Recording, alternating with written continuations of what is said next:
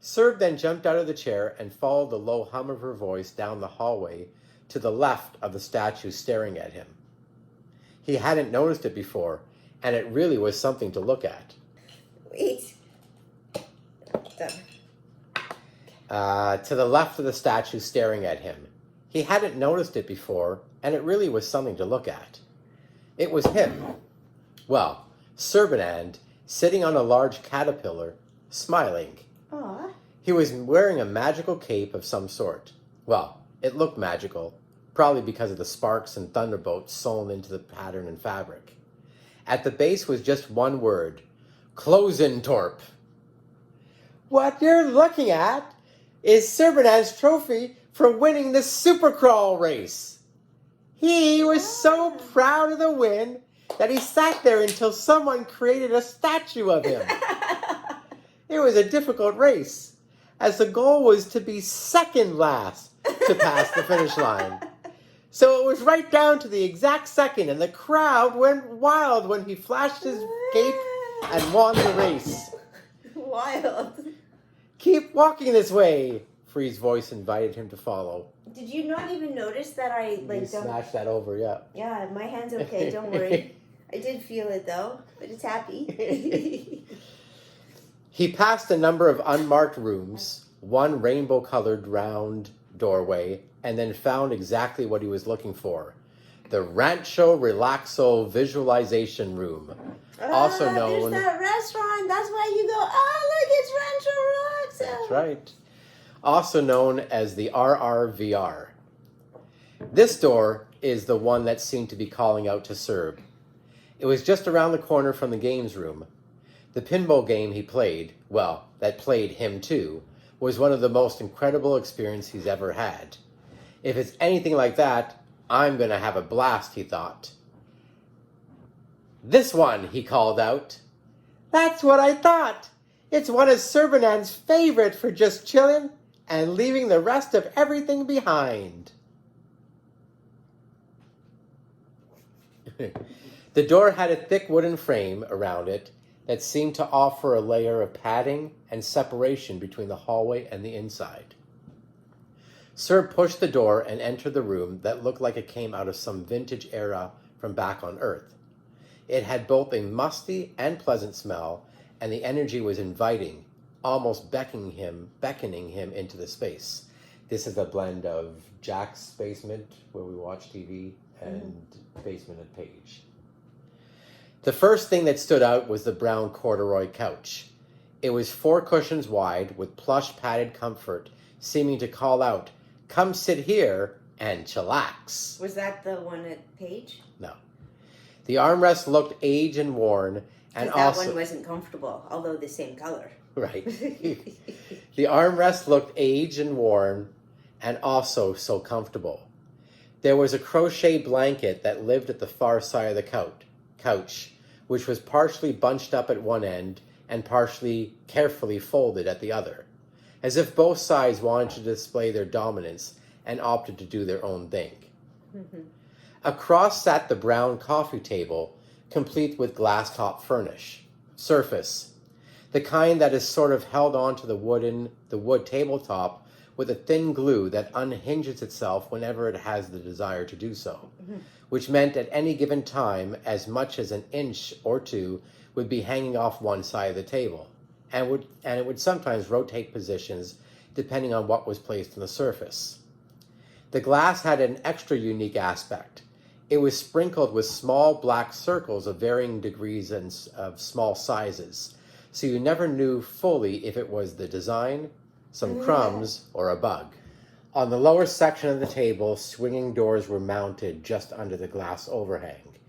They were filled with odds and ends, like ping-pong balls, Etch-a-Sketch, a few marbles, and a box of Kleenex in the one on the left,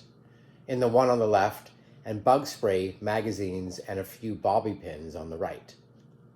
Beside the couch sat a deep lime green chair. It reclined by pulling the wooden handle.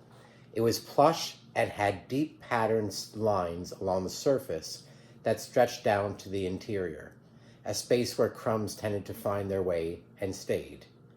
Serb sank himself into the chair and pulled back the handle.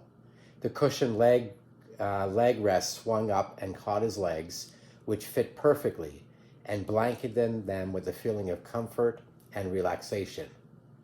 To the left was a small side table, also made of wood and glass. It was octagon-shaped and was big enough to hold a huge drink and a plate of food, with still room for snacks. He watched Free stroll across the purple carpet and placed the drink right beside him on the table. The carpet, while plush, was also stringy, fibrous, soft, and hard in parts. The results of years... I had purple carpet, Jeff. Oh. In our bathroom, in the purple bathroom. You didn't know it when it had carpet. You only knew it when it had floor, but at one point it was carpet. Oh. Purple. Purple. Wait, and it was like the shaggy kind. Similar to this. Yeah, that's interesting, isn't it? Yeah. How you knew. I never talked about it, I don't think. Nope. The results of years of spilled food, splashed drinks, and gophertizers that boiled over. Jeff, this just in. I'm no longer sure if that's true. I don't know what I'm remembering. I don't know if that's true. Like, why would there be carpet in the bathroom? Isn't that yuck? I think that was a 70s style. Indeed. Really? Yes. Oh, so then I was right? I'm going to ask my right. mom. I'm You going to can ask ask her her. tomorrow, yeah. It added to the ambiance. Directly across from him was a wall of dark wood shelves filled with movies, books, and assortment of games. This was your basement. Oh. It took up the entire wall, except for where the TV lived. It was quite large and was built into the unit. Did you say anything about the chalkboard? No. And that also had giant speakers on either end and up above. Because that was the unit. The chalkboard was right in the center of it. Well, don't remember. I think you called it a TV. I did. There was a grouping of antennas on top of the TV, which picked up signals from all over the universe. The TV was ancient, and there was no clicker, just some really big dials under the screen with a switch to make it turn, which means choose a show and stick to it, or constantly get up and sit back down. As Free made her way out of the room to let Serb enjoy his meal, she switched on the TV to one of Serbanand's old favorite movies, The Hitchhiker's Guide to the Galaxy. The second one, not the silly first one. Or is it the first one, not the silly copy of the first one, which is a copy of the radio show, which is a copy of some plays, which is a copy of the book? Well, either way... I think we did that joke already. No. I've heard that before. Have you read me this part yet? I might have. Well, either way, it was one of his favorites, and she heard the first laughs as she gently closed the door to the RRVR. Oh. Oh. The cleaned up version of Serbanand was now ready to finally enjoy some pizza. He was ready. And although pizza can be found in certain sectors of the universe, each time he was in those locations, he was also in escape mode from some kind of parade of authorities. This was now the time that he would dive in and make the most of it. "Are you all ready to order?" Chef Kev asked. Oh, good job, Jeff. Jeff.